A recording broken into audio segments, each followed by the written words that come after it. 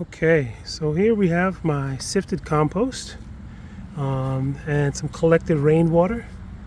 And what I've done is I've made a batch of biochar inoculated compost tea. So this has been 48 hours. It is not anaerobic. You can see all the bubbles, the foam of microbial activity happening inside this compost tea. But I'm going straight from here into my mulched garden beds. This is to promote maximum microbial activity directly into the soil, so that things can start happening right away. It's very soupy, very sloppy, but I'm going into a relatively dry environment, so that the microbes won't die off. And it is a rather hasty process because I do not want this to go anaerobic. Not that it's a major issue, but we want a living soil, and anaerobic C is in accordance with death and putrefaction, and we don't want that. So I'm going to go straight from here into this rough garden bed. I've added some grass clippings for mulch, and I have some other grass clippings. So what I'll do, and you can kind of see, pull the mulch layer back, and I already have some pretty good soil underneath here, as I've been adding organic material, and the worms and stuff have been working into it. And from here, we will go nice big scoop, a little shovel. I'll shake that material right on top of the soil surface, and you can kind of see the delineation between the compost and the soil that's already there. So we'll go again.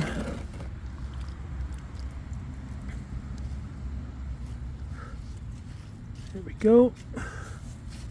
So if I give it a little mix, you can see that the soil underneath is relatively dry. So expect rains here in a couple of days. Actually a couple hours actually. But I'm mixing this stuff in.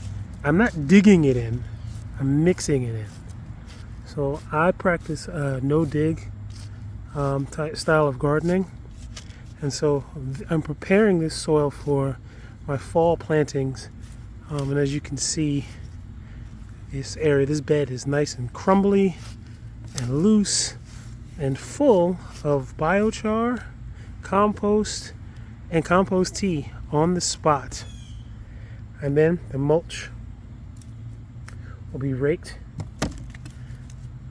Knock my shovel off. I'll take my rake and I'll just take the mulch and cover the soil right back up.